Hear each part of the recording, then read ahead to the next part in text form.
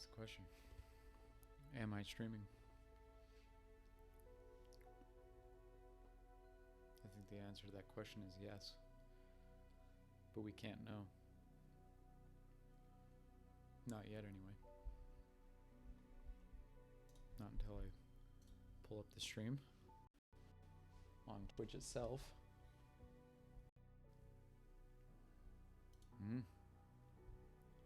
Indeed. I'm streaming now. Can I hear myself in the stream? Whoa. I think I'm very quiet. I know why.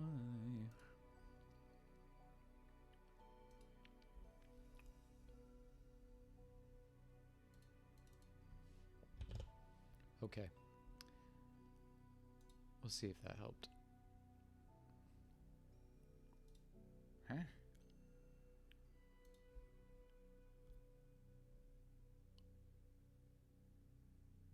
Oh, huh. I see. How about now? Now we're good. Now we're cooking with gas. Although I think I need to go down to that 0.5. 24.5 decibels. And just to be on the safe side, we're going to go 0 dB on mic aux. Why is desktop audio so quiet? Interesting. Oh my god, guys, I think I figured it out. I think I figured out how to make the audio loud for you, but quiet for me. Is it true? Okay. Oh my god, I think we did it. Wow, why didn't I ever notice that before? Wow.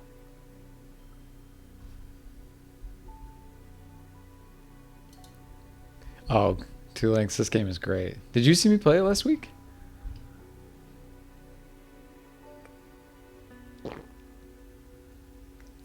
Sorry, I was fiddling around with the audio.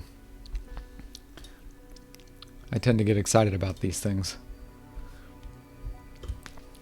About audio. And learning new things about audio. But yeah, I played this game last week. Oh, yeah. Been a busy week. Okay. Yeah, this game is really cool. It's kind of... It's hard to pin it down exactly. Because on the one hand, it plays a lot like a CRPG. So like the very classic, you know, I mean, classic RPG, right? Baldur's Gate, Icewind Dale, Torment, those games. But the RPG is very, it's not even secondary. It feels very tertiary and more. And it, so the best that I've come up with is that it's like a detective fiction simulator. But I figured we'd play it today, because we left off on a really cool story beat, like right as the stream ended.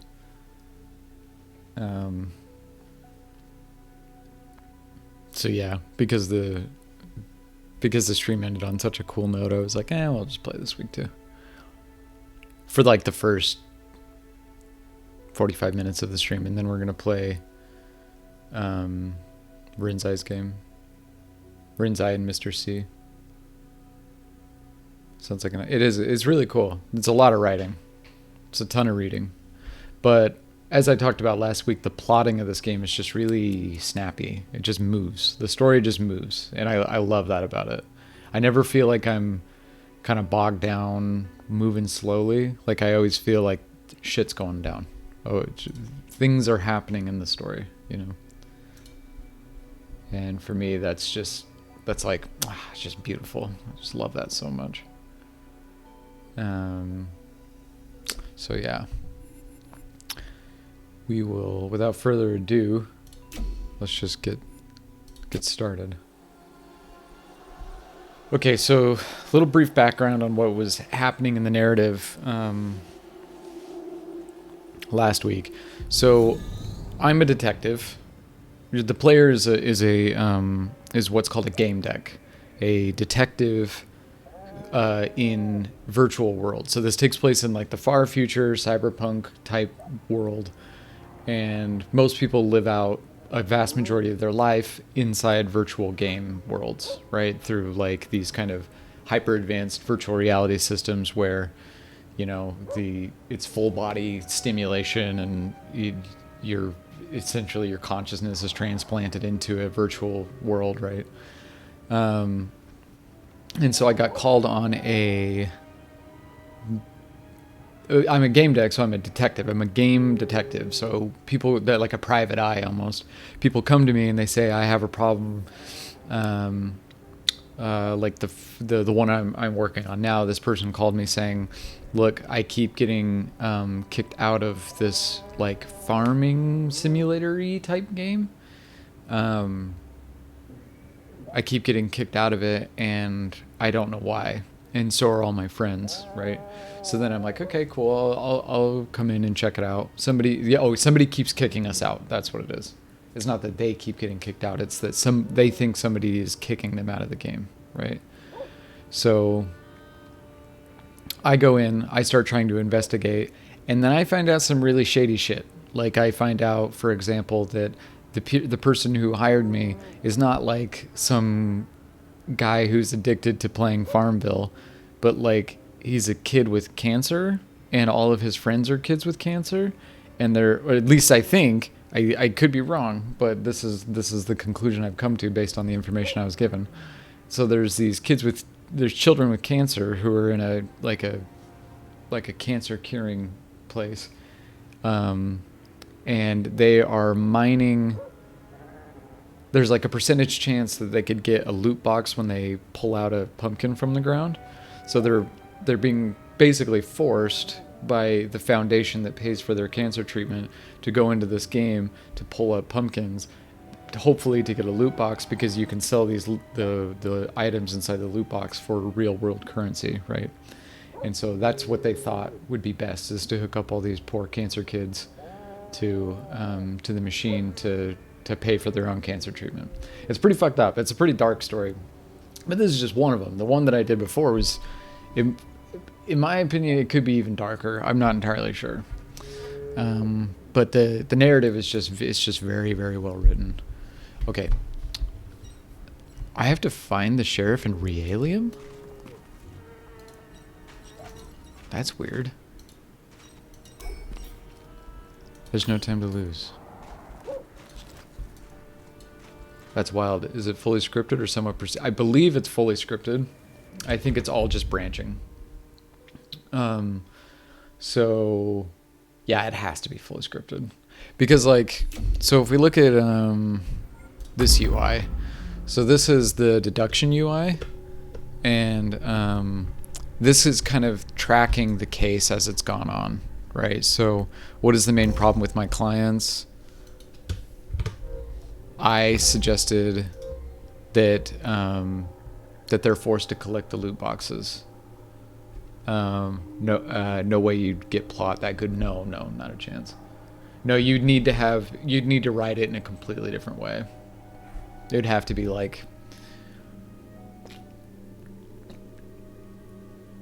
kind of like what you and I tried to do with the perishable,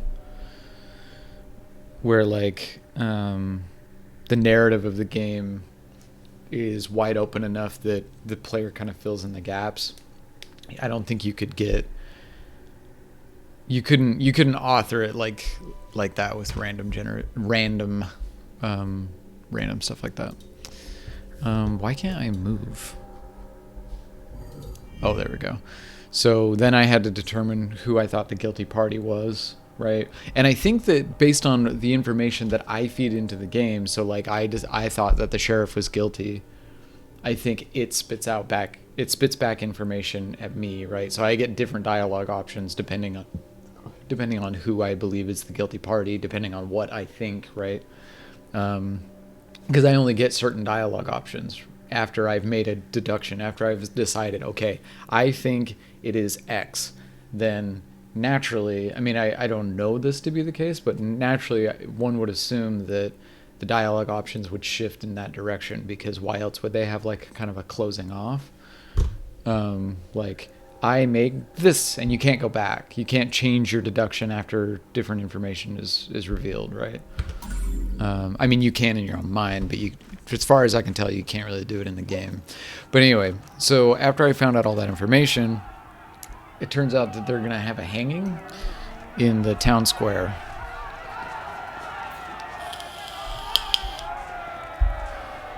Witness a triumph of law and order. There's no place for scammers or scoundrels in High Rock.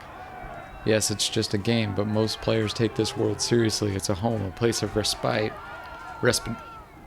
meditation, and honest work. And this person committed fraud, lots of fraud. The truth about him will soon be see the light of day. We are ever closer to the truth. Mad Doc Ack. I've never known how to pronounce that name. You know what to do with him. Oh wow, this audio is way too loud. One second. That audio is much, much, much too loud. Let's go down to 7. Okay, I think we're a little bit more evenly balanced now. Yeah? That's what it... No, still not. I mean, maybe if I'm speaking directly into the microphone, but... Let's go to like 5.7. Okay, I think we're good. You know what to do. We have to do something, Chief. Stanley's your client, isn't he?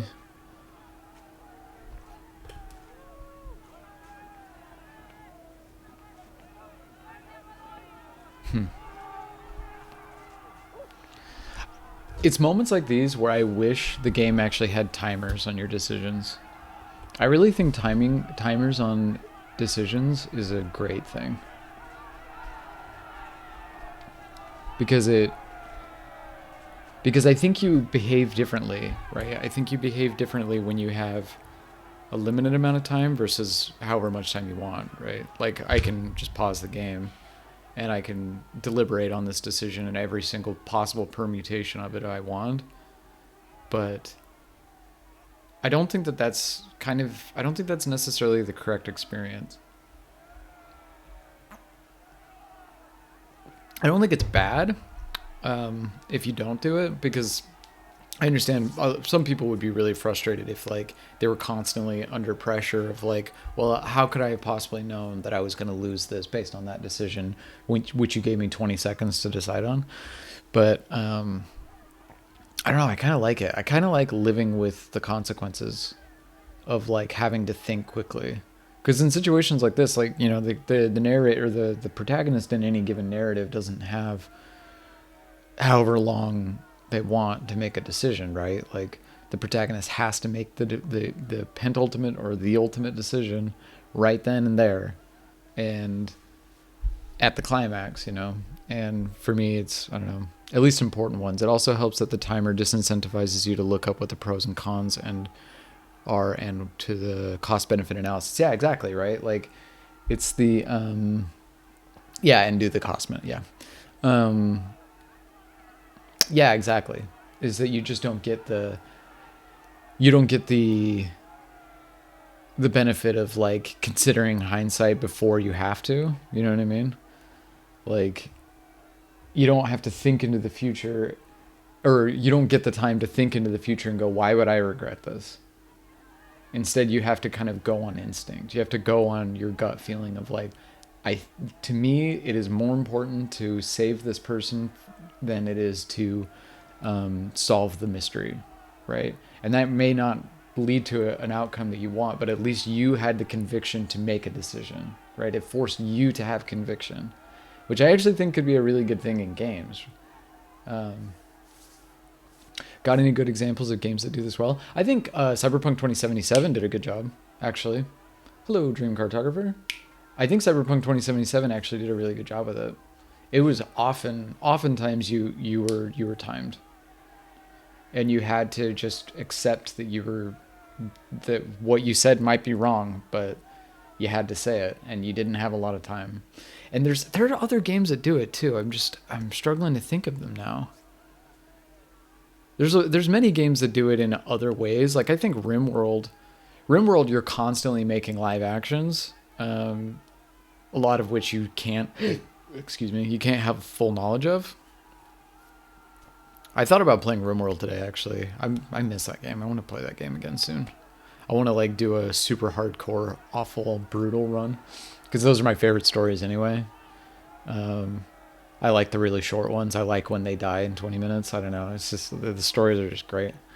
They're just so tragic. Okay, but anyway, so with this concept though of like time decisions. Oh, the other game, Telltale does it. The Telltale games did a really good job, I think, where I played the Game of Thrones one, and I played the Wolf Among Us, and I played a little bit of the Walking Dead one. Not too much, because I wasn't too into the Walking Dead at the time.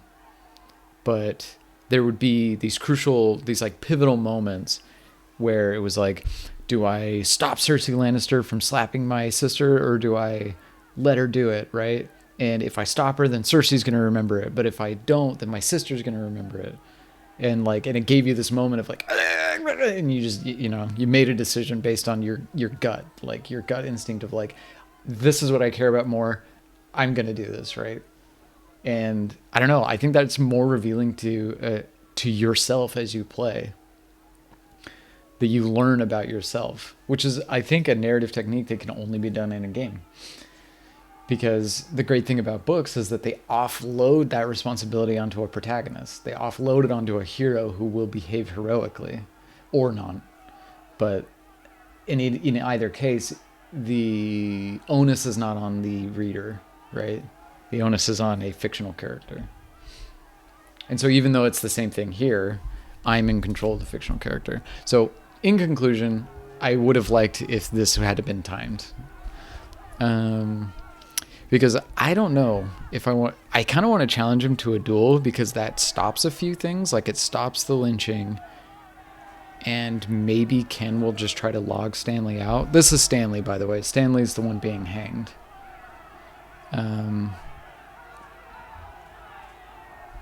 I think I'm going to challenge him to a duel.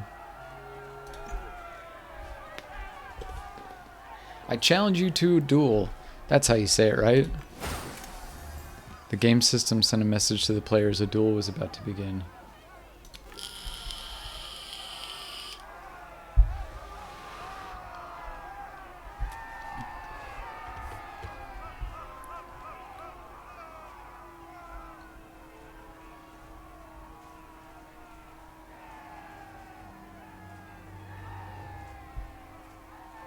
Oh, that's right. So this bullet has been, this like virtual bullet.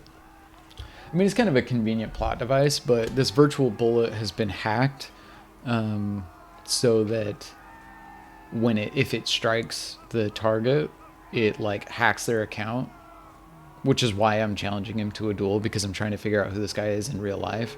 It's kind of bullshitty, but I don't know. I think it's kind of cool. It's just like I'm thinking of games like. So like Call of Duty, for example, bullets aren't real in Call of Duty. They're not physical objects, right? It's basically laser tag, where as long as your reticule, as long as your crosshair is on the enemy, then you score a point, essentially, right? Like it's false and then true and then false. Whereas in like, I don't know if this is still the case in Battlefield games, but in the old Battlefield games, the bullets, or like Arma, some of those like kind of more Eastern European shooter games, the bullets are physical objects that take place in the engine, right? Which is why they have different trajectories, they have different ballistics, they have, they can program things like that in different ways. And so I was thinking about this after the stream last week of like, if the bullet, like, it's a good thing that this game, the bullet is projectile versus hit scan. Yes, exactly. It's a good thing that in this game, that there is a projectile, and it's not hit scan, right? Because otherwise I wouldn't be able to hack the bullet. And I think it could have actually been a cool moment where the two characters could have discussed this, because me and my partner, my game deck partner, discussed how we were going to do this, and he said, "Well, let's just hack the bullet," and I was like, "Yeah, okay, we'll do that." But I thought it would have been a little bit better if there was like, "Wait, do you know if this game's hit scan or projectile?" Because then it just lends itself some credence, right? Because surely these guys know. But anyway, no one's ever beaten me, and you won't either. The presence of the orange folk gave me comfort. I'm sure all my predecessors had fired the first shot. That's why they lost.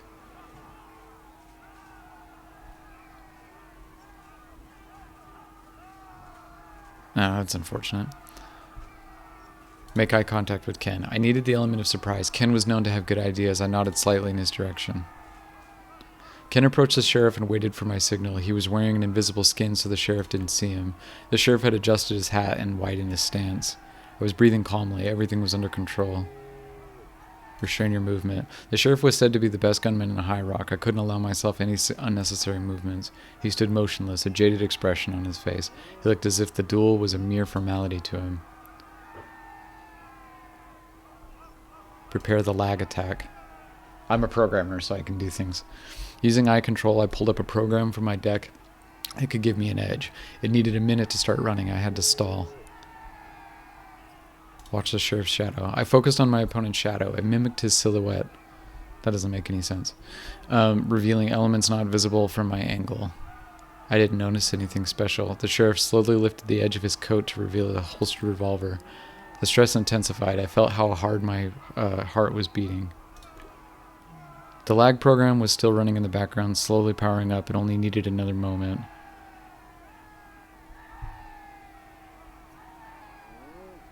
Look at the tombstones. That seems like a bad idea. Over here, he's going to shoot me.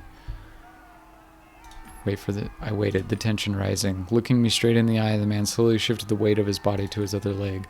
Sweat was running down my forehead. My heart was pounding so hard it made my chest shudder. The tension was unbearable.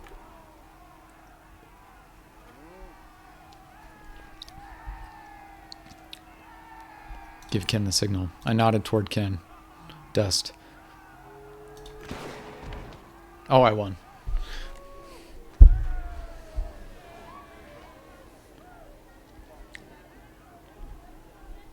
I fired a shot. The sheriff looked at the wound and logged out momentarily. I was hoping that the investigator managed to get a read on his location.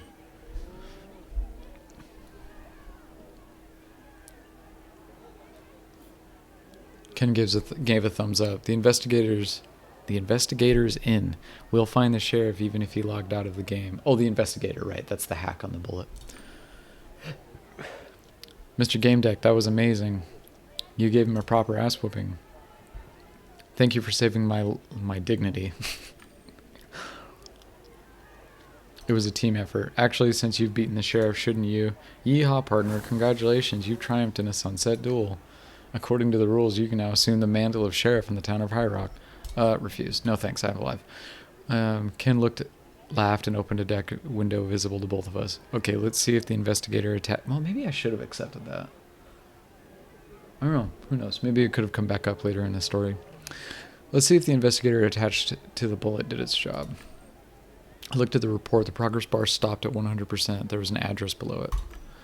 It's one of the mushrooms, living quarters of the builders of Warsaw City. It's below this low city level. What a trip. It's below the low city level. The low city is like where the... Yeah. It's self-evident. He's probably getting up from the couch now. If he's figured out we tracked him... By the way, the couch is what they call the, like, virtual reality machine. It's actually one of the things I like about this game is that they chose their words quite well.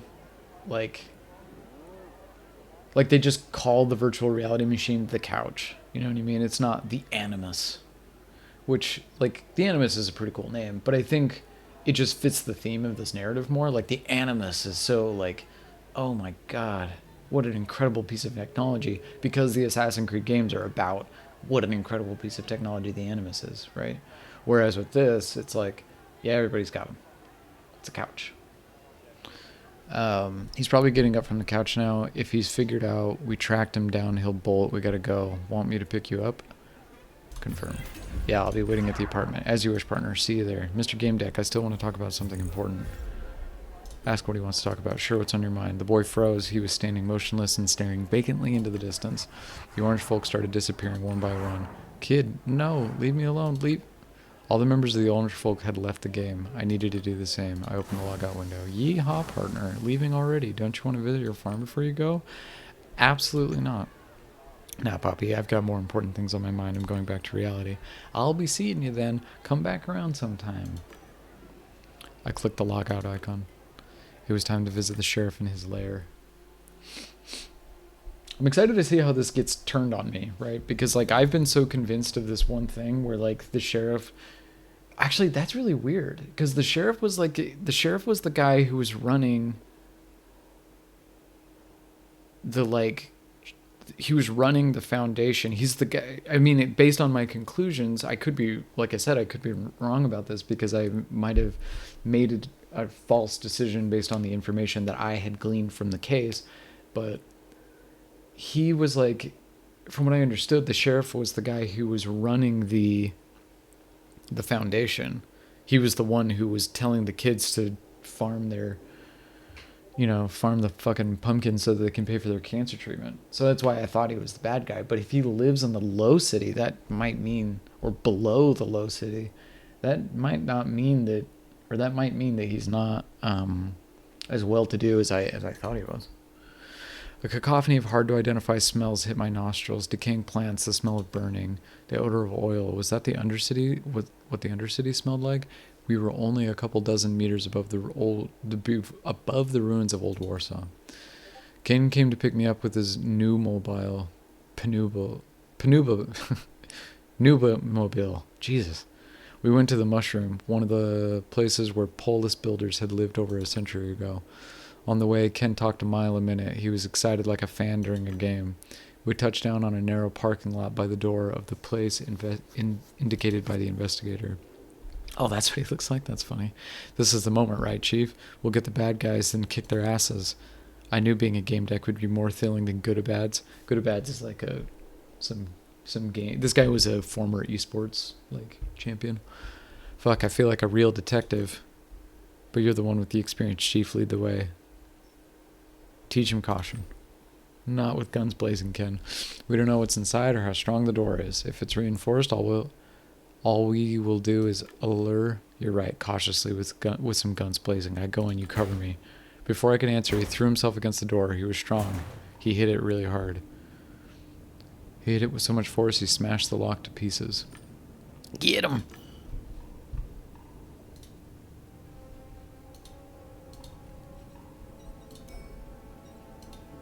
Why is it being so fucking laggy here?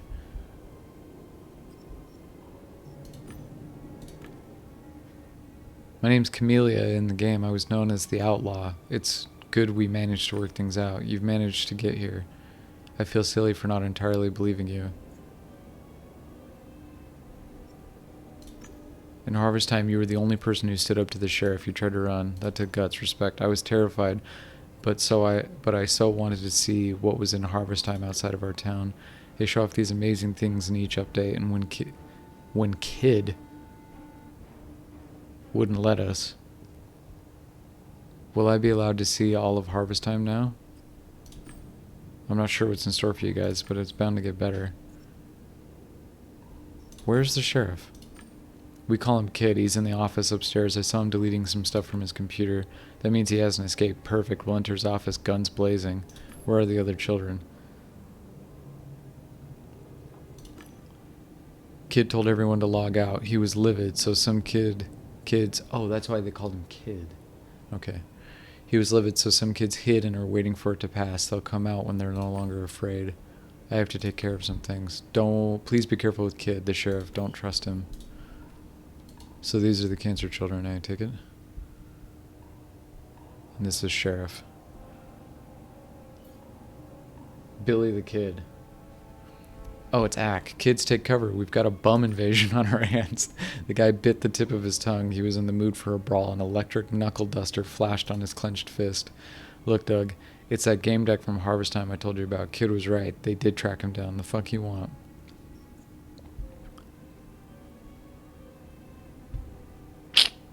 Fuck. Calm him down. Gentlemen, calm down. We only want the kids and the sheriff. You still have all your teeth and unbroken noses, so let's keep it that way. You're free to leave. First, you charge in here breaking down the door, and now it's all fucking calmed down. Every action causes a reaction. Ken winked at me. He was ready to attack. Keep everyone from fighting. Brawling is not my thing. I believed a peaceful solution was possible. Listen. Okay, he punched me.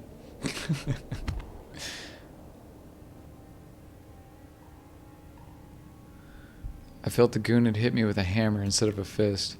Luckily, Ken didn't share my pacifist approach. I play good at bads. I'll rip a bloody hammer field ribbon from your ass. You know what that is? The goon blinked and started to retreat. He didn't make it. Ka-chow. This is intense. I mean, whatever. I would say that this is as intense as reading it in a book. You okay, Chief? Admit defeat. I'm not defeated. Thanks. He would have done me if it weren't for you. I misjudged the situation. Don't mention it. You're the brains of this team, so that makes me the brawn. Cha-cha. He beamed with pride. Now let's find the sheriff.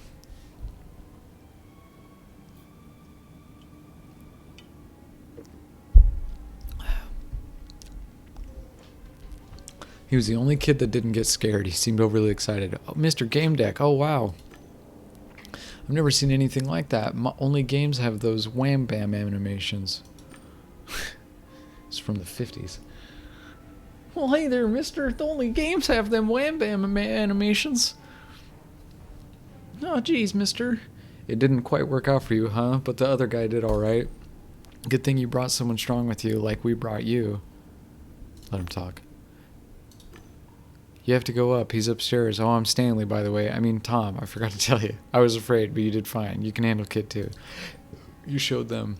We knew that you must be good with all those likes under your profile, and that you'd find us. What? Oh, okay. Okay, we gotta go. And I knew I didn't have time. You can tell who's bad, who's good here. They were dirty and hunched over like any villain in a game. If someone... Yell at him. Stanley, focus. He grew a bit fat. I'm sorry, dude. I gotta catch the sheriff.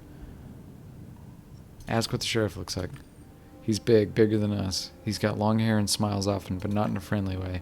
Ugh, it's actually a really good way to describe a character. He smiles a lot, but not friendly. It's like, oh, fuck. What the fuck does that mean? And he's cheeky and skinny. What does cheeky mean? And walks fast. And he sometimes talks weirdly, like, what's up and see ya, like old people. But what does he look like? Well, I told you. All right, easy. What kind of hair does he have? Dirty. Where's the sheriff? Upstairs. I think he tried to run away from you. We should go past quickly. Stanley, is there another way out? Oh, yeah. I mean, I don't know about the way out because we're not allowed in the office ever. It's for grown-ups only. Okay, interrupt him. Leave. Sorry, Stanley. This is just crazy, dude.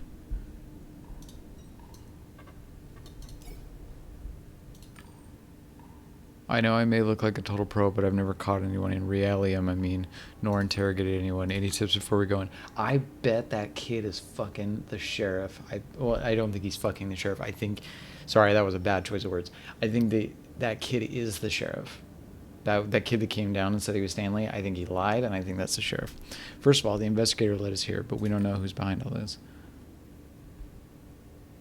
God, I wish I could level up. Tell him to guard the door. Stand by the door. If he runs, stop and overpower him, but only if he tries to run. Remember, we want to talk to him, not break his limbs. That's very smart, Chief. I'll try. I'll leave the talking to you. I will listen and learn. Hands up, motherfucker. Prepare for justice. Sorry, Chief. I got carried away.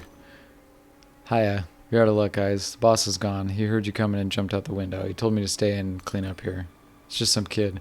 It's good that you're here. I'll go check on your friends.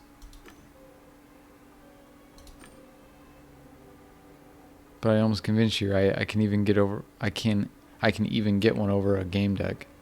Over on. Get one over on a Gamedec. Stand by and learn.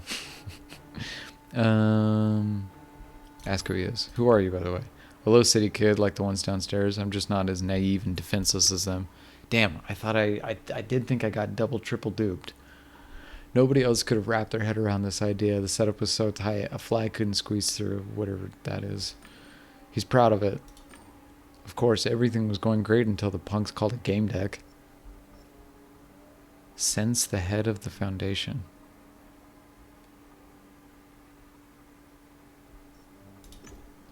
I see you believe everything's working perfectly here. How exactly does this thing work? Using slave labor? What, are you going to take all these kids home and take care of them?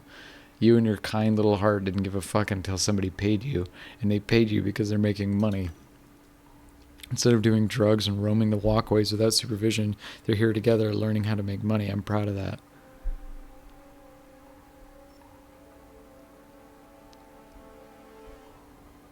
Ask what they're doing here. Kids crowded together and working in a dilapidated hovel below even the lowest city's levels. Are you really proud of this?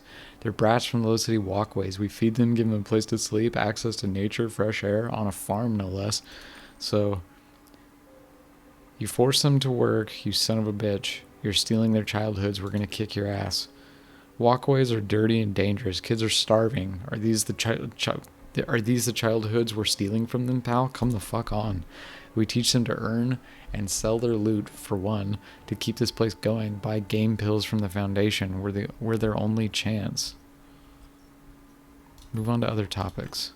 Chief, he's not showing any remorse. I feel in my gut that he's not going to learn unless we graciously beat the fuck out of him. This isn't how we're supposed to serve justice. Sense the head of the Foundation. I took out my walk tool, opened a command window, and dialed Nanette's number. Let's see what the head of this operation has to say about this. Hello there, Gamedec. Is this the moment you'd like to return me the favor? Yes. Listen, Nanette, I'm in the mushroom right now. It's one of those 100-year-old structures abandoned above the builders of the polis. Oh, abandoned by the builders. I know what mushrooms are. Well, have you found anything interesting there? Yeah, the headquarters of Nanette's Gardens. It's a dump, a stinky, creepy slum. But how? I rented this nice place. The kids are being forced to grind for loot boxes constantly. It doesn't look good. I had no idea. This cannot go on. I'll take care of it right away. These children need care and attention. Just please don't inform the police. An official investigation could paralyze my foundation. I wouldn't be able to help these kids. Say you need to think about it.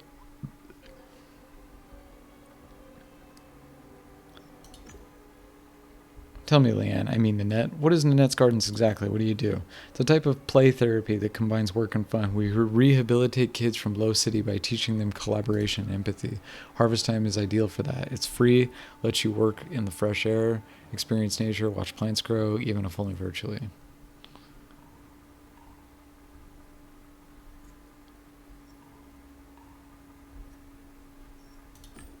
What about the financial aspect? Is the foundation supposed to profit from that? Absolutely not. After all, we're financing a bigger part of the program ourselves. We donated couches. We send them, once again, virtual reality couches. We send them Nutrifluid and game pills, and even cover a part of their living expenses. We're a foundation, not a company. She seemed to be outraged with my question, but I wasn't sure if her reaction was honest. Ask who's responsible for supervising the foundation.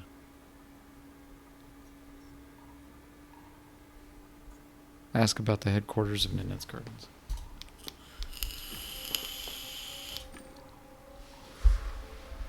Mr. Lebsky. That was the name. Called Nanette's Gardens. He promised to take care of the kids, and he kept his word. The reports show his division is doing better and better. Let's do that. I'm currently working on our next project, a cancer hospital. Too many sick children, too few sponsors. So the kids don't have cancer? I was wrong about that? She's working on cancer stuff now? Fuck, dude. I was wrong about that. We're at the headquarters of Nanette's Gardens. I mean in Realium, not Harvest Time. I rented a modest place in the host tower right above Low City. I can't afford more, but it's clean, spacious, even has some natural light. Thank you, Nanette.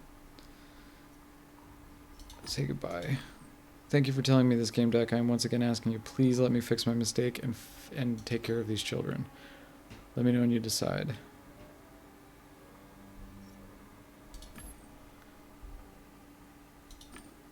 And didn't they tell you that they want to play more? Because they usually do. They have it better in Harvest Time than they would on the streets. Yeah, but I don't know, man. Like, is that the answer? Is that the full, complete answer to that question? We all just want to make some money and escape poverty. Mention that the children are abusing stimulants.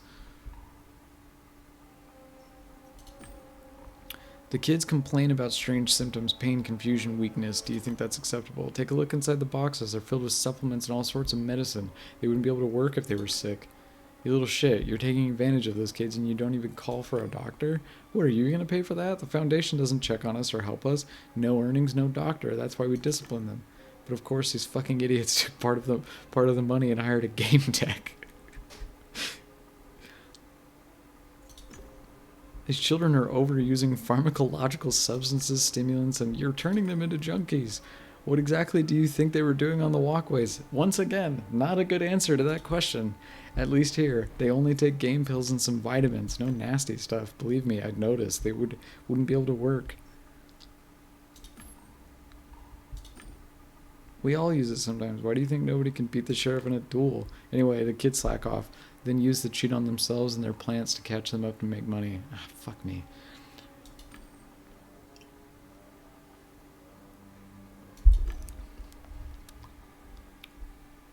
Chief, that can cause Adelheim syndrome, accelerated aging. The organism works at full power and it gets worn out. That's all messed up. What's the alternative? Starving in Low City? I want to remind him of the effects. Alzheimer's syndrome can have irreversible effects in children. Growth disorders, endocrine gland disorders, it could be disastrous for them. They can experience lifelong chronic pain. They'll get old much faster, which means they'll live shorter lives. Do you understand? At least they'll be happier. They'll actually have something that's theirs. We don't force anyone to work for us. Low City does. One more thing. I wanted to ask you about how the whole thing works. Ask away. I'm proud of what I've achieved. Mention the kids run away. One kid felt so bad here that she tried to run away. Okay, her plan was strange, as she lay here all along. But that screams of desperation. That's right, slave master. If they're so happy, then why are they running and hiding? Where are those kiddos anyway? Use your brain, idiot. The kids can leave anytime they want. The door's open. You'd notice that if you would use the handle. Yeah, they run away, but only inside Harvest Time. They don't want to leave the mushroom. They want to stay here and keep playing. As long as they're here, they need to follow the rules. If I let them slack, they won't learn discipline, and the program won't profit. It's times like these where I wish Rinzai were here to kick off a good old-fashioned philosophical debate. You know what I mean? Because this has clearly gone in a completely different direction from what I expected. Now I'm not sure, because the kids don't have cancer, they're just poor. But, okay, hang on. But the poorness isn't necessarily like, oh, well, they're just poor. It's not a big deal to abuse poor children. That's not what I'm saying. What I'm saying is that, I mean, the kid is not making the worst points I've ever heard. And he's just kind of doing his job. Also, I am assuming that the police are not going to do much better of a job with these children than Nanette will. You know what I mean? So, in my moral calculi, the thing that I care about most is, how do we improve the children's lives? If I could wave a wand, it would be they stop taking the stimulants, they stop taking the aging thing, the aging accelerant, and they would get moved out of whatever this little shithole is, right? Because they get moved out of the shithole, they live in better conditions, right? Like, I feel like I'm making a relatively let's talk about one of my favorite philosophers ever. His name is John Rawls, and he has a philosophical theory, an ethical theory called original position theory. And in original position theory, he states that if you ever are trying to figure out how to calculate something morally, you should go behind what he calls the veil of ignorance. Because when you go behind the veil of ignorance, you are in a state of the original position, meaning you are let's explain it a little bit more. So when you're behind this veil of ignorance, you are divorced from your particulars, which means you don't know if you are white, black, man, woman, child, elderly person, gay, straight, bi, trans, African, Chinese. You don't know anything. Like you know nothing about who you are. And there's thousands of other people with you behind this veil of ignorance, and none of them know who they are, right? And now you're asked to answer a moral question, which is, in this, well, like, let's say, as an example first, is murdering moral? Right? Is murdering moral? And so the people all have to sit there and go, is murdering moral? Is murdering moral? And because once they've made the decision on whether or not something is moral, they then go through the veil of ignorance, and they are now a person who has recongealed into their particulars, right? So they could be the murderer, they could be the murderee, right? And so behind the veil of ignorance, when you're asking, is murder moral, it seems that the obvious answer to this question is, no, it's not moral. Why? Because no self-interested, rational human being would want to live under threat of death, right? Like, nobody behind the veil of ignorance would be like, yeah, no, I think it's okay, because, like, I don't really mind if I die. You know what I mean? Like, nobody would say that. No rational person would say that. So, therefore, murder kind of has to be immoral.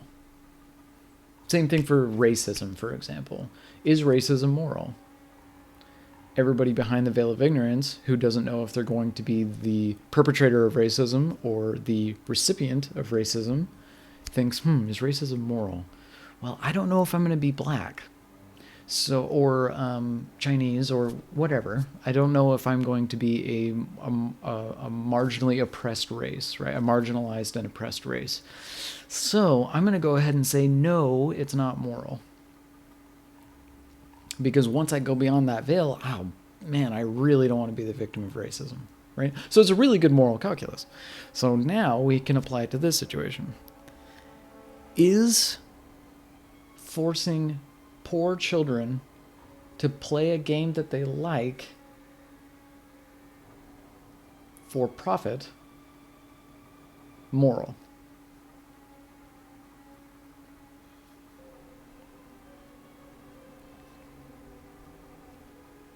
Encoding overloaded. What the fuck does that mean? That was weird. Might have had some strange aberration in the stream there. That was a weird error. I'm going to mute this for a second.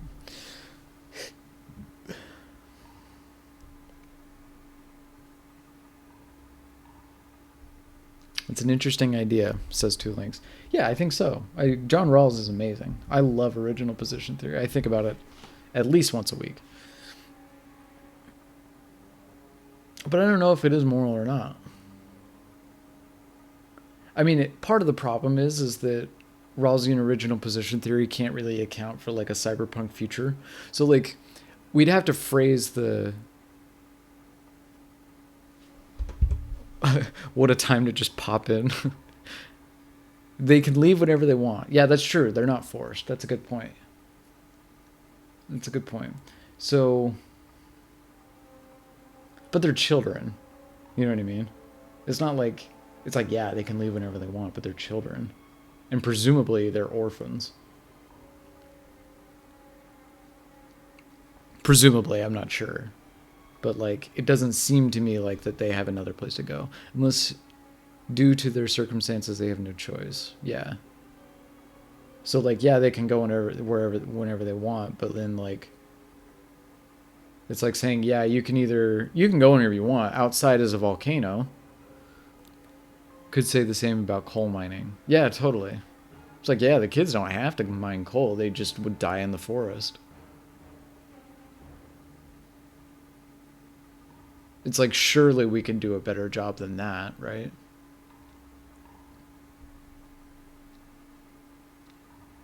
I think it's pretty clearly immoral, right? Because, like, from behind a veil of ignorance, I'm a child, or I could be a child, right? And I'm thinking, okay, is it?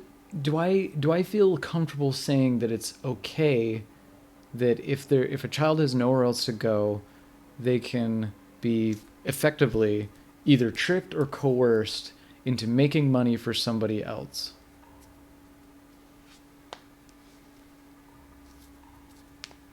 You know what I mean?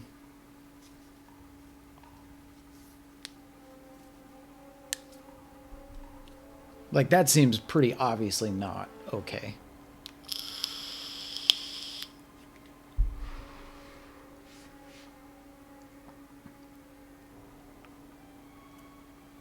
That seems pretty obviously not okay. When phrased like that. How does this theory handle anything with negative consequences? Like, is it moral to give bad grades? That's a good question. I think it was just that you would consider it from both angles, right? So, like, in that particular instance, did you just recently receive an F2 links in graduate school? Yeah, you wouldn't want to get bad grades if you're a student. However, if you're considering it from the teacher's point of view and everything that goes into being a teacher, you would understand also that, unfortunately not, okay, good, that giving bad grades is, one, it's not the end of the person's life. It's actually usually a very good thing to give a student a bad grade, despite what they think. They think it's terrible, but it's actually not. It's a very good thing for a student. And so I think that those two just kind of cancel each other out, right? Because on the one hand, you want students to learn. On the other hand, you understand that students want to get A's, right? And so, yeah, I think that I think it handles it pretty okay. What I'm concerned about is whether Nanette is telling the truth when she says she'll take care of them. That's a great point, but I don't have a lot of context on that. Yeah, I don't know. Then how would you deal with the case where the murderer really, really enjoyed murder, maybe obsessive to the point they might die without? Well, once again, like, this is a person who's divorced from their particulars, so they don't know if they're going to be somebody who's obsessed with murder. But because they could either be the person who's obsessed with murder, or they could be the person who really doesn't want to die. And it seems, just kind of from the outset, that most people would be like, yeah, I mean, we're going to err on the side of people who don't want to die. It seems really weird to err on the side of the crazed murderer. You know what I mean? I mean, ultimately, I guess in that particular circumstance, it seems like we're kind of going utilitarian here, where it's like, I mean, because if you're erring on the side of murder as moral, you're, like, literally creating a contradiction in reality, as told by Immanuel Kant. Like, you're upsetting the fundamental balance of reality if you say that murder is moral, that people should murder, right? So I guess it's not so much is the question. I guess the question isn't so much is murder moral, but should you murder?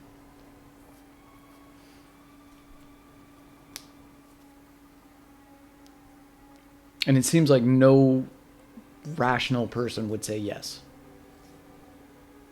because they don't know if they're going to be murdered. Because nobody wants to die. You know what I mean? But anyway, so back to this. If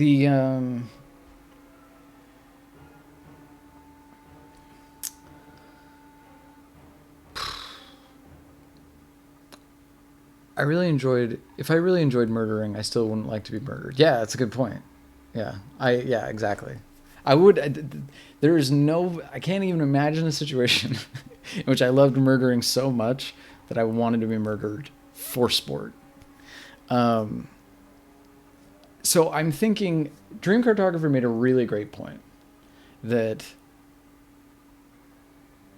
we don't know if Nanette is telling the truth. She seems like a nice lady.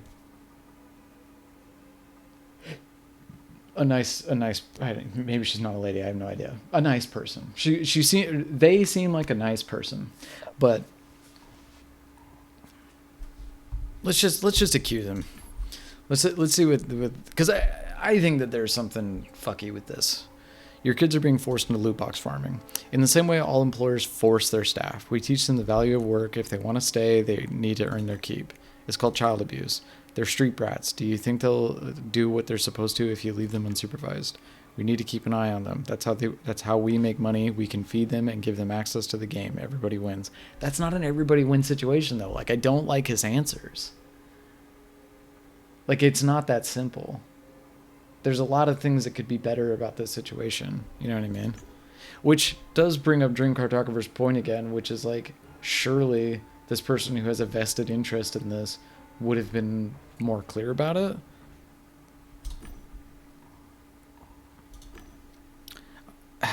What do you think, Ken? I'm not sure, Chief. Apparently neither the sheriff nor Leanne is behind all this. Who is then? Could this punk be the boss here? How do we make sure they're safe? Regardless of whatever the fuck you think, you don't have a choice. If you call the police, these kids will end up in juvie or on walkways. I would say the latter. You're going to leave them alone in Low City? They'll be much worse off here. Kid smiled cheekily. Unless you want to take them in and raise them? No? Well, fine. I know how to take care of them.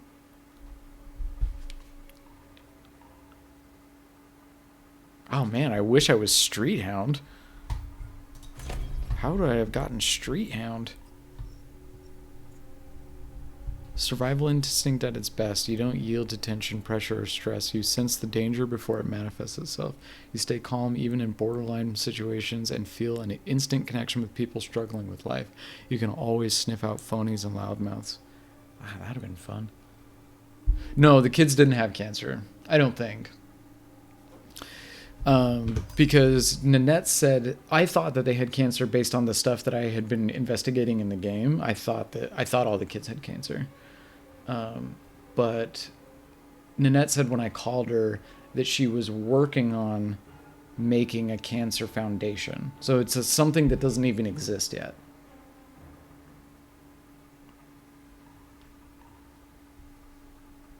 At least to my understanding. I also don't know. Yeah,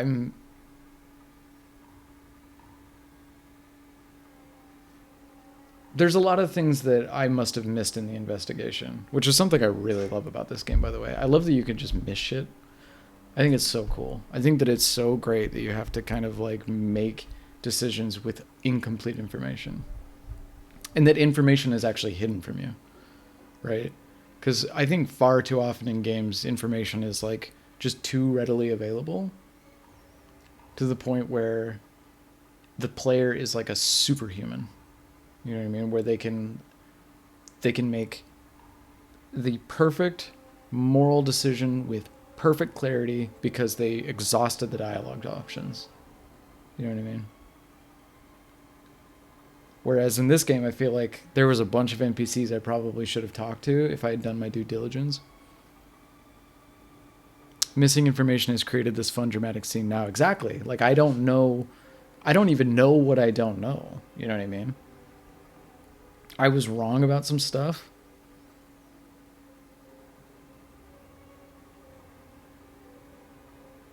They give you an instruction booklet on how to solve the case, except the pages are torn out, numbered weirdly, and hidden in plain sight. Yeah, it's strange. It's cool. It's like it's just really cool. I love the way that they went about doing this.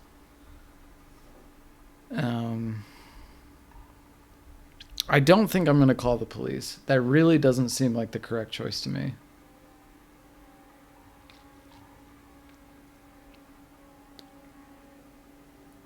Because I don't know if there's something innately... Oh, fuck. What is better? Homeless children? Or children forced to work?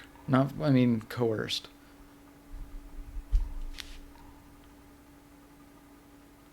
Because, I feel kind of silly to say that, a corrections work is wrong because we do it now. You know what I mean? I wouldn't say that this is as heartless as, slave labor.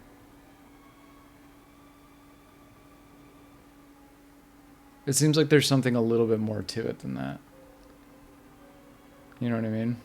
It's not so cut and dry that this is end all evil. To me, at least. Because, we force kids to do shit all the time. For their betterment. Or for organization, right? We force kids to go to after school programs. We force kids to, go on weird hikes with adults and do, Big Brother or whatever it's called. The Big Brother program, is that what that's called? We force kids to do this kind of stuff all the time because it gives their lives organization. However, clearly this dude is not trained to... Yeah, okay, I'm against it. I'm gonna call the police. We should call the police. Sorry, I'm just against it.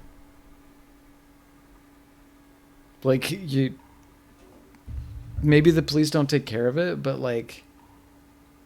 there is no way that this is good for their development or good for them at all.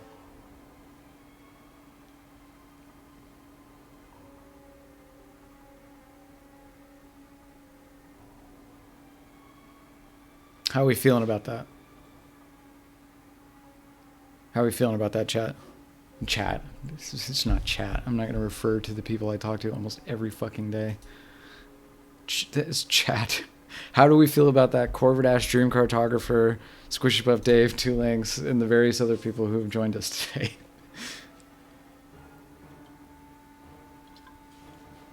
I'm sorry I referred to you as chat. That's something that a big streamer does. It's not something I do. Let Nanette take care of it? I don't know.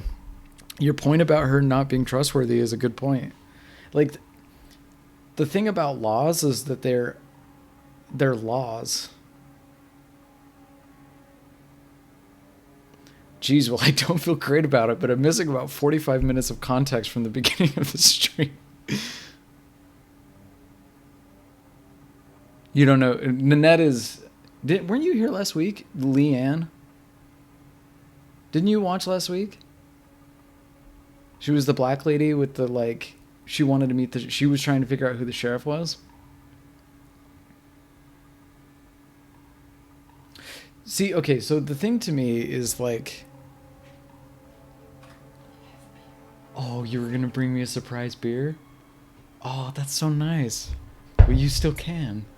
It's still a surprise to me.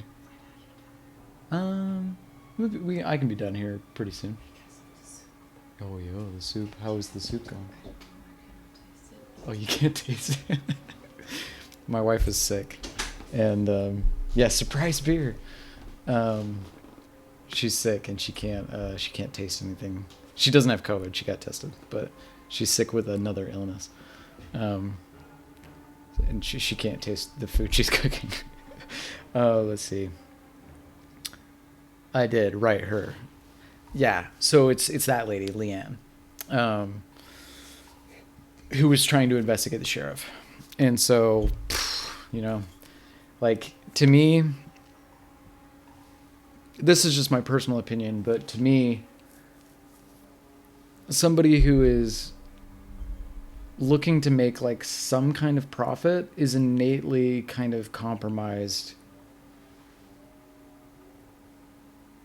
Oh, fuck. Maybe I did make the wrong decision. Some cold medications can steal your smell/taste. I concur. The thing is, the fact that the children agree to this condition likely doesn't matter. Yeah, exactly. They might not have the faculties to analyze the situation. That's the problem that was like kind of the core of the problem that I had, is that there's no way. It's like, yeah, of course. You know what I mean? When I was a kid, if you had told me, hey, by the way, we'll give you like money to play this game for us, I'd been like, yes, you know? But as an adult, I'd be like, wait, why? um, Best call is probably to call the police and make sure that the case is high profile enough that the kids won't be mistreated. Yes. And also, being that it's tied to a foundation, it probably will be pretty high profile. The police have the capabilities to really fuck with these kids' lives if the legitimate systems of dealing with these kids are badly set up. That's the other side of the coin, is that this is a cyberpunk future where we know things are always fucked up and corrupt as fuck. You know what I mean? Like, there's never been a cyberpunk futuristic story where the police were like good guys. You know what I mean? Like, it has never happened in the history of the genre. It's never been like, we should call the police. That's a good idea. Like, never. Not even in my book, in my cyberpunk novel, were the police good. They weren't bad. They were just nonsensically clownish. You know, like they were useless. And they were employed by Mormons. Like they're not real. You know what I mean? They're rent-a-cops essentially.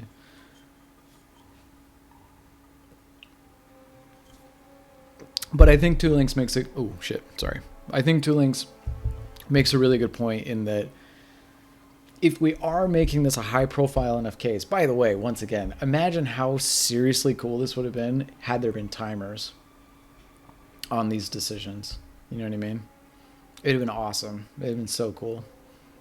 Because then I would have had to make all these decisions in real time as I was considering. Like, I don't have enough time to consider these things. It would have been great. Right, they'll be taken care of. I was starting to feel like a hero, but then I realized that I don't know anything about kids. Good call. Alrighty, Chief. I'll sense them. Oh, I think that means like message. And take care of everything. Ken opened a private window and chose a number. His lips started to move, but I couldn't hear anything. Kid headed for the exit. Where do you think you're going, punk? You're the one responsible for this whole mess. So what? I'm a minor. You wouldn't do anything to a minor, would you?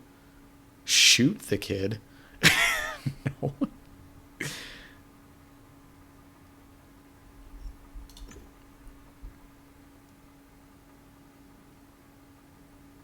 A game deck is neither a police officer nor judge, Ken. I was hired by children. Kid is a criminal. The police should take care of him. Fuck. You know how effective I am. You still want to turn me in? You're an idiot. I could be useful to you. Alright, Chief. I'm calling the police. Don't worry, punk. They'll take good care of you, like you did those children. You moron. I could be useful to you. I could... Alrighty, cops notified. I can watch him if you'd like to take a look around the office, Chief. Then we'll lock him in here and leave. Kid looked pale. His eyes were darting as if he were an animal trapped in a cage. He had probably never imagined he could lose.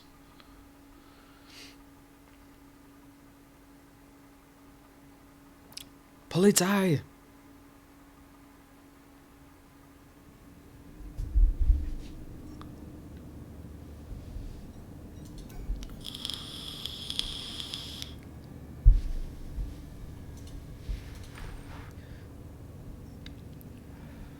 Shipping details. I scanned the chips on several random crates. It was charity. The Nanette Foundation donated them to Nanette's Gardens free of charge. Judging from the delivery dates, it was a common practice. They were always collected by Mr. Smart. I do wish there was like an alt function in this game, though, that showed the things that you could interact with. That's like pretty common in these games now. There was an ancient computer on the desk. Turn it on. I wondered what he had on his computer. There was nothing on it, not even an operating system. Kid had deleted everything. No worries, Chief. Even if you don't recover the data, there's plenty of evidence downstairs. I mean, evidence? What? Will it be fine from now on? We won't get logged out anymore? Can we still play together? Are they going to kick us out of here? They aren't, right? Sir, what will happen to us now? Who's going to take care of us now? You won't leave us alone, will you? The police will be here soon. They will take you to a better, safer place where you don't have to work. The police, they'll separate us. You'll see. It'll be the same with Alex. Remember when they took her? Next minute, a drunk Harry Dubois turns up to take the kid. A computer within VR. This is in real world. All of this is taking place in the real world.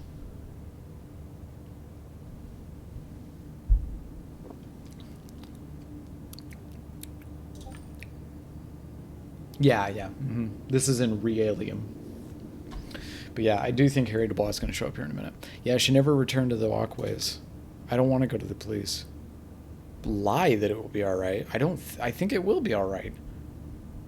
Tell the truth. I don't know if you can stay together, but you'll get better and nobody will force you to work anymore. But we don't want to be separated. Please don't let them take this. We hired you. We don't want that.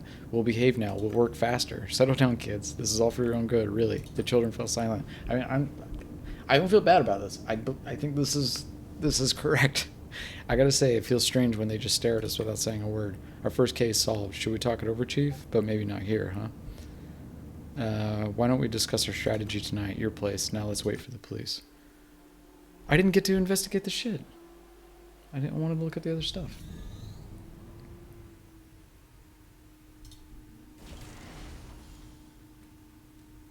This beer's good. And it's in a fancy glass. Good evening, you two. Welcome home. The time is perfect. Temperature normal. Ken, meet Bliss. She's my major domo. She's cool, Chief. Hi there, Translucent. Ken Ju, a Good-A-Bads player and one of the few players in the world who can play for 15 seconds at the 19th level of pain. I don't know what the fuck that means, but I can glean. He's been the most efficient attacker for the last 2 seasons. She knows everything about me. Intellectual personality? Great choice, Chief. Cut to the chase. I don't care about a drink. Mostly because I'm going to go eat dinner with my wife in a minute. We were going to talk about your investigation. Alright, let me tell you what I learned about a certain... Did you notice those 2 trippy girls in TNP, the ones that were chatting people up? They seemed strange, so I talked to them.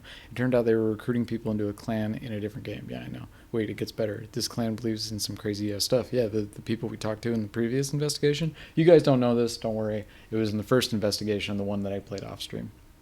It's information that I already know. They're obsessed with the number 314. I think they're a cult. You'll see. Ask about the number 314. Why are we sitting down now? What's the deal with him and the number 314? I feel like I've heard something about it before. At first, I thought it was just a reference to the number pi, but there's more to it, Chief. I gotta say, it gives me the creeps. You know, it's like whenever I see this number or even hear anything about it, something happens. Don't fucking laugh at me. I'm not. Don't dismiss it. You're feeling something. That's a fact. It might just be your emotions, but it might be something else too. Wow, that's a really good way to handle that. I'm going to use that in the future.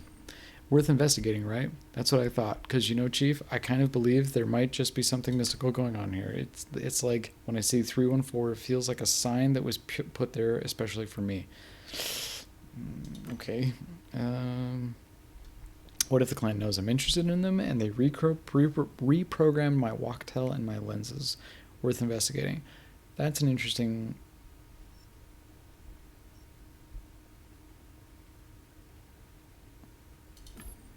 Has anybody hired you? Not really. I'm working on my own. You do know that game decks get hired, discuss their remuneration with the client, and only then begin their investigation, right? This one's an exception. Well, the second exception. The first was harvest time. I hired myself to find out who killed my career. Somebody's got to find the culprit. Are you in, Chief? Sure. Why not? Awesome. Well, we'll be like a Good-A-Bads team, but in Realium and in all other games in the world.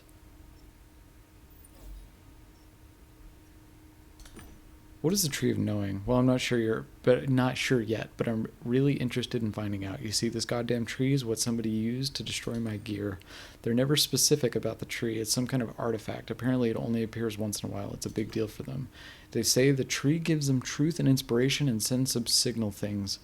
Kind of seems like they get high a lot. Suspicious, huh? We can stop talking about it now. I want to know...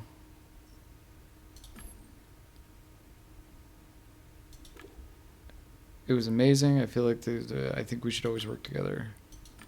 I agree, because he helped a lot.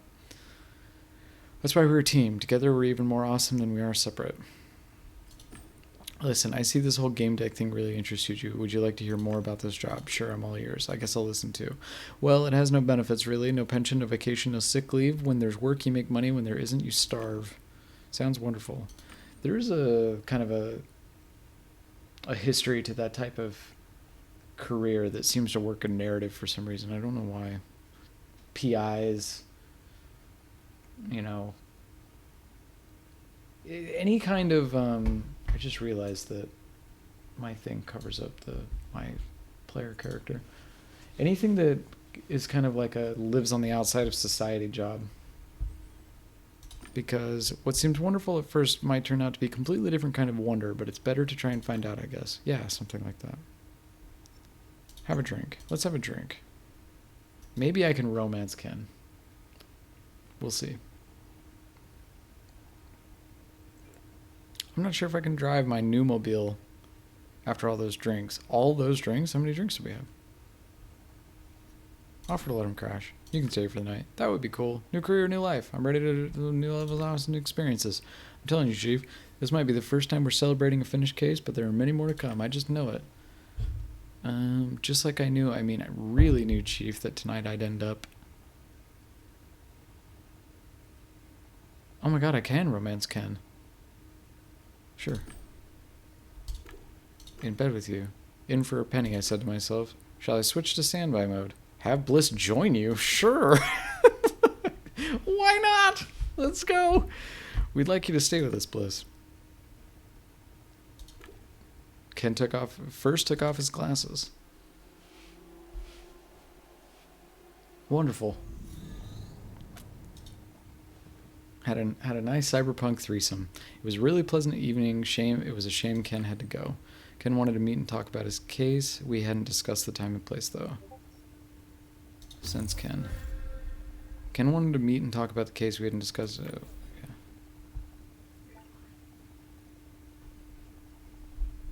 Yeah. ...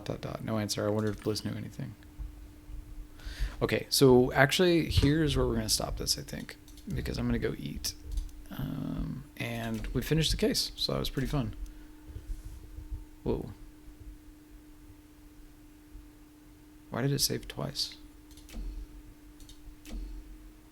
Weird. Yeah, that was quite easy, wasn't it? Yeah. But the case was a tangle of emotions and philosophical conundrums. Excuse me, sorry. I drank some surprise beer.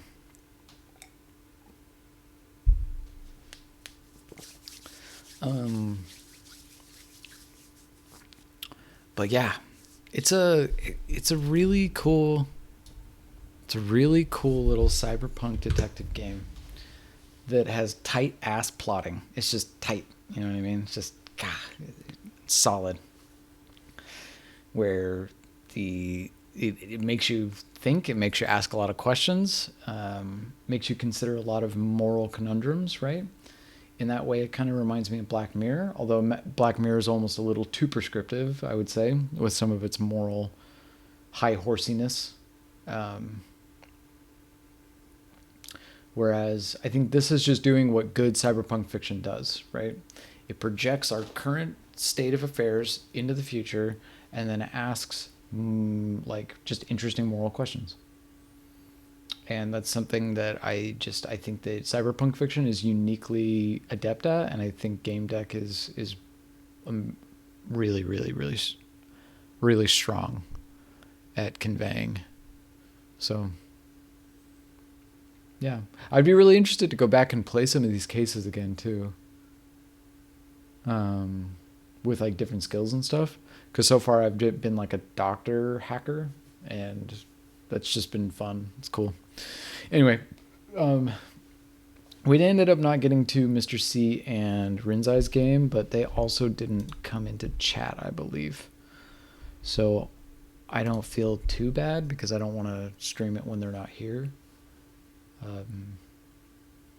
So I don't know. We'll put it on the back burner for next week. Starting to cook up a new game jam idea. It won't be for a while, but I was thinking maybe something to do over the holidays, considering that those are coming up. Because I'm assuming people's lives. I mean, everybody says that like over the holidays, but I never really felt like I had that much time off during the holidays. So I'm just saying over the holidays, even though it might not be true. It'll definitely be true for students, but for the working folk, I don't know about that. But anyway, so that's kind of what's on the radar right now. I'm thinking, yeah, that's what I'm thinking. I was going to do Bloodborne, but then I ran into this Gamedec game, and I was like, fuck. The plotting is just so good in this. Like, I want to at least, dedicate a couple of streams to it and show, like, how a game that has basically no gameplay. I mean, the game is effectively has holidays are overtime free. Yeah, exactly. Right. It's like over the holidays you can work on a game jam, but it's like, yeah, 70% of people don't have more time off. Here in grad school, I have days off on days I don't even get to go to class, and profs assign more reading just because. Yeah. Yeah. So I mean, over the holidays is nonsensical. Yeah, I had planned to do like a Bloodborne thing. My wife is calling me, a Bloodborne thing, but that this I had to show this game first, so I don't know. I'll gauge people's interest in the next few weeks about doing another game jam. But until then, I think we'll probably Bloodborne next week, and then figure it out from there. So okay, goodbye now. Goodbye for the day. Yes, day. It is evening here. Goodbye.